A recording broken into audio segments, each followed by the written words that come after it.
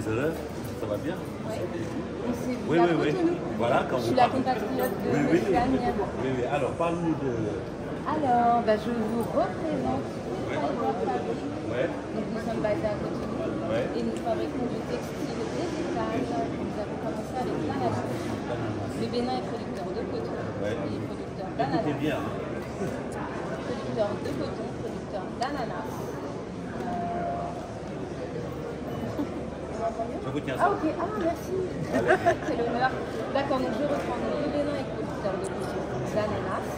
Et nous sommes inspirés en fait de ce qui existe déjà. Donc, on a commencé avec l'ananas. Le textile à base d'ananas existe déjà. Et nous avons eu l'intuition, il y a environ 3 ans, que le Bénin avait le potentiel de fabriquer son propre textile à base d'ananas. En se basant sur ses compétences, donc des compétences artisanales, donc nous travaillons avec les tisserands de coton, et des compétences aussi en main-d'œuvre. Enfin, l'objectif pour nous, c'était de pouvoir impacter, en l'occurrence, des femmes. Donc nous avons commencé à travailler avec une association de femmes qui nous ont aidés à trouver la peur pour en extraire les fibres, la tisser. Et voilà, donc ça nous a permis de faire nos premiers échantillons. Oui. Donc, vous pouvez voir ici. À base d'ananas. Brut. Exactement. Là, c'est 100% ananas. 100% ananas. Exactement. Donc, là, cette texture-là va nous permettre de pouvoir lancer une première collection en accessoires, le temps que la R&D en laboratoire, qui va se débuter dans très peu de temps, nous permettre d'obtenir ce que vous avez de ce côté-là. Notre objectif est d'avoir un catalogue de textiles à 100% en fibre d'ananas, en alliage coton-ananas avec différentes proportions, et de pouvoir répondre à des besoins locaux, sous-régional, mondial, puisque, comme vous l'avez compris, nous avons fabriqué un textile éthique et éco-responsable, fabriqué au Bénin, en apportant du bien-être social et économique à des femmes, à des hommes qui vivent au Bénin. Voilà. Bravo. Et on commence avec l'ananas. L'ananas n'est pas l'objectif à est de manger. continuer avec d'autres matières premières. Voilà. Right. Et il faut savoir, en fait, ce qui est important, c'est que on valorise en fait le déchet, Oui, c'est comme ça. c'est écrit là. Ouais. C'est-à-dire qu'on utilise une partie de l'ananas qui n'est pas utilisée. Donc ça, c'est super, Ouais. c'est la base. Et en fait, je vais me répéter. C'est vraiment important pour vous d'impacter en fait les femmes et d'améliorer en fait, d'une manière significative en les associant à un projet ultra innovant comme ce qu'on est en train de faire. Bravo. Merci. Merci d'être venu. C'est nous qui vous remercions de nous avoir invités. Merci.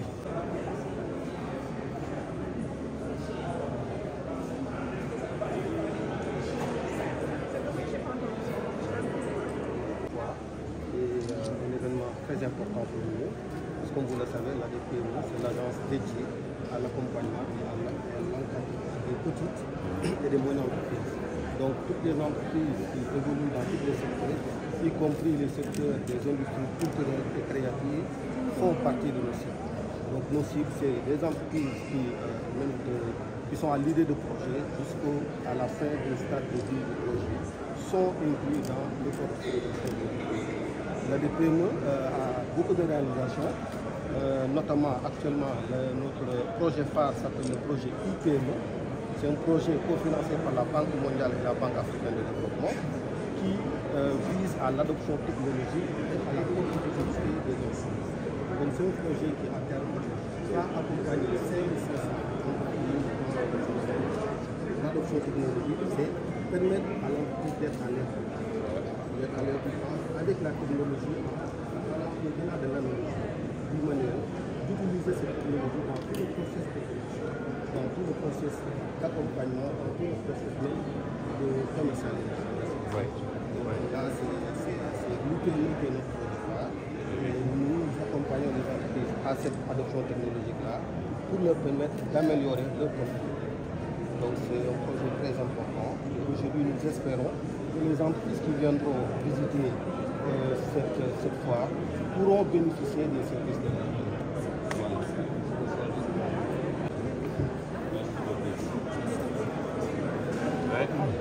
les jeunes. C'est ça. Toutes les réalisations sont là, vous pouvez les voir. Alors, bienvenue au 3PT, qui est le fonds de financement de la formation professionnelle et technique. Le 3PT a mandat de financer les programmes de formation professionnelle et technique en finançant les projets de formation des jeunes, des entreprises et des organisations professionnelles. Étant donné que la concrétisation est le signe du changement, aujourd'hui, dans le programme d'urgence lancé par le chef de l'État, son Excellence, le président Macky Sall, le 3PT a accompagné à travers les CPS, ce qu'on appelle les certificats professionnels de spécialisation, en finançant la formation des jeunes à hauteur de 90%. Des jeunes scolarisés comme non scolarisés, des jeunes qui sont en conflit avec la loi, c'est une façon de donner la chance à la jeunesse sénégalaise de s'insérer dans le tissu économique du Sénégal, d'où le concept de Django Dérinu. Étant donné qu'aujourd'hui, vous avez en face de vous des jeunes accompagnés par le 3PT, qui aujourd'hui, certains sont devenus chefs d'entreprise en créant leur propre boîte, d'autres sont insérés dans le monde professionnel. Je vais vous laisser la parole rapidement. Un exemple. Un exemple.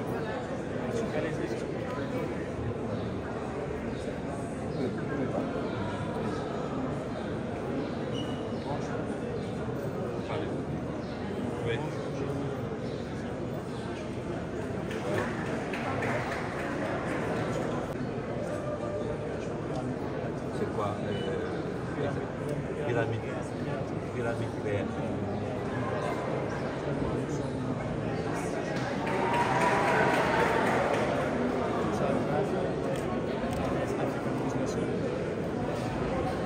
C'est très bien, bravo.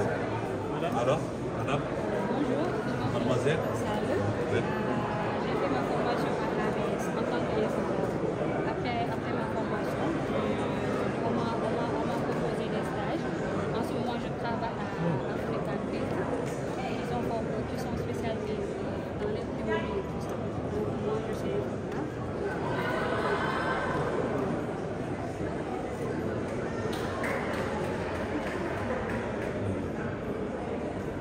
Oui. Oh. Faites de la Toya.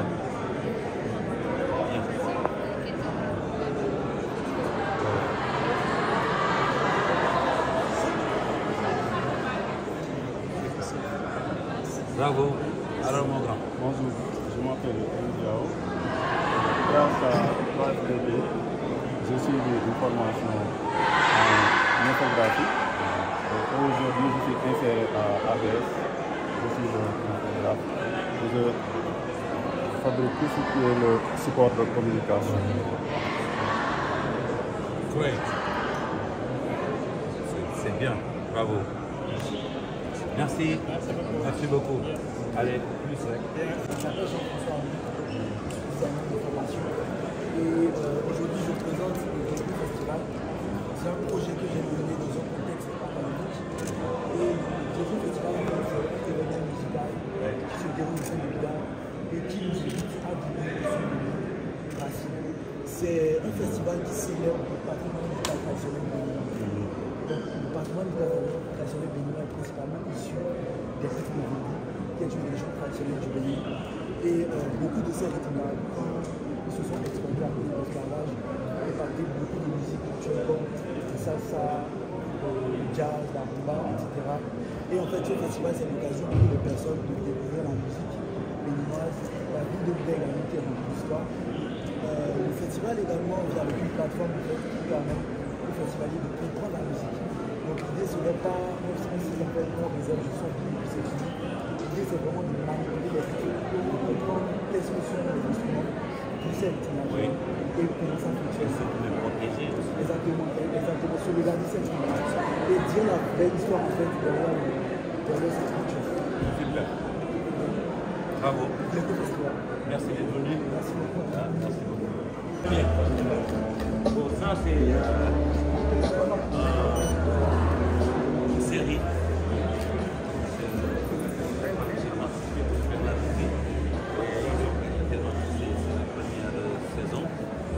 On leur a demandé de venir et de montrer que, parce que l'industrie du cinéma aussi, c'est beaucoup de gens. Et Vraiment, ils vont nous parler un peu. Combien de personnes ont travaillé sur la série? Bravo déjà, hein. Félicitations. Merci. Bon, dans l'équipe totale, on a l'équipe technique à peu près une vingtaine de personnes, plus les acteurs à peu près une vingtaine, à peu près 40 personnes pour la production de la saison 1. Et je crois qu'on va monter pour la saison 2, on va beaucoup plus de personnes. Vous avez tout raflé là? Oui, vous avez fait. Bon, on a travaillé, hein. Ça va? Oui, ça va bien. Bien. On a travaillé durement. C'est notre première série comme maison de prod. Et oui, on a gagné pas mal de prix à l'échelle sénégalaise et à l'échelle internationale. C'est une fierté. Bravo. Vraiment mes félicitations. C'est très fier, hein. On en fait partie. Hein. C'est quand la deuxième saison? Le son de ce on entend là. On a travaillé sur la nouvelle film. C'est quand la deuxième série? La deuxième saison? Je pense qu'on va commencer à partir de... Dans 2 mois. Dans 2 mois. On est en phase de pré-production, l'écriture, etc. Donc dans 2 mois, on devrait commencer les tournages. Et bon, la diffusion se fera un peu plus tard, quand on aura un peu d'avance. C'est une série qui a pris en compte le côté spirituel, un peu plus, ça a bien fonctionné, c'est pas seulement de la modernité, il faut garder aussi nos valeurs, nos croyances. Je pense que c'est ça qui a fait l'équilibre. En tout cas, bravo, je suis fier de vous. Merci. Merci. Merci. Merci beaucoup.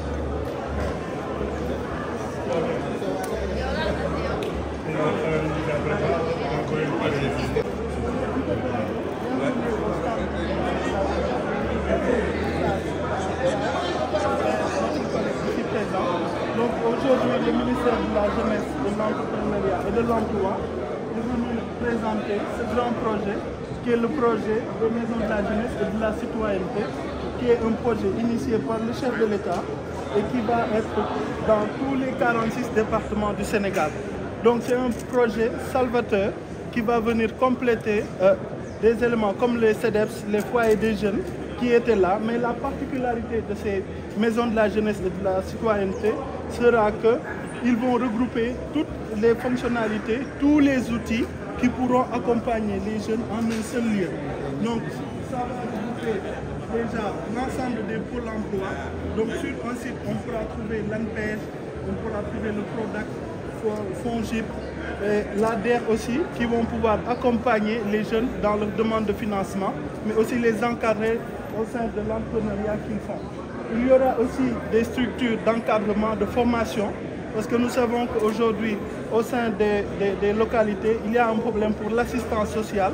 Donc des cadres seront mis en place pour assister les jeunes, les orienter afin qu'ils puissent trouver leur voie et savoir exactement avec quoi ils veulent s'exercer.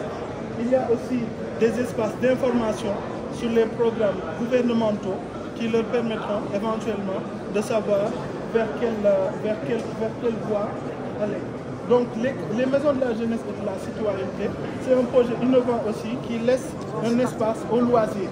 Donc dans toutes les maisons de la jeunesse et de la citoyenneté, il y aura des espaces de loisirs, des terrains de football, des terrains de handball, des piscines communales qui permettront aux jeunes, après avoir fait leur devoir, de pouvoir vraiment prendre du temps de loisirs. Et pour la partie culturelle, il y aura des studios à l'intérieur. Il y aura aussi des espaces de danse, des salles de danse pour pouvoir permettre aux jeunes de pouvoir s'exercer aussi bien dans la créativité, mais aussi de s'exercer dans la culture, tout en ayant aujourd'hui cette notion d'entrepreneuriat. Ça a commencé? Oui, le projet a démarré en 2021, mais à cause de la Covid, il y avait eu une rupture dans la mise en œuvre, mais le projet a réellement repris force en 2022. Donc les premières maisons de la jeunesse et de la citoyenneté seront inaugurées d'ici quelques semaines, celle de Kaolack est prête, celle de Fatick est prête et de Podor. Donc on attend que le top du président de la République pour pouvoir inaugurer ces infrastructures. Dans moins de 8 mois, toutes les maisons de la jeunesse dans les 46 départements du Sénégal seront fonctionnelles et les clés seront remises aux jeunes pour qu'ils puissent vraiment commencer à s'exercer. Bravo. Bravo à vous. Merci, monsieur le ministre.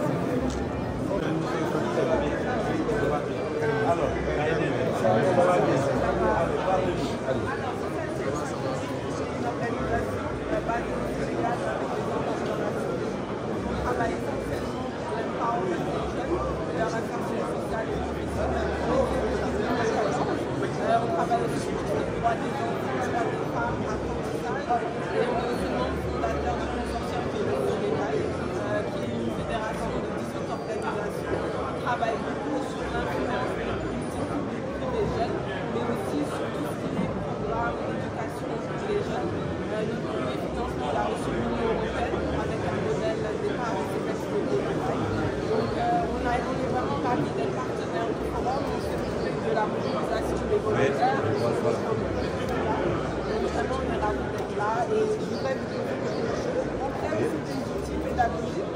Donc ça c'est également de mon parcours. On distribue dans les écoles avec surtout le soutien de l'UNICEF. Et c'est beaucoup de savoir pour nos jeunes. On veut que les jeunes africains apprennent très tôt confiance en eux, qu'ils connaissent leur histoire. Donc on a plein de thèmes liés à l'histoire, à la géographie, etc.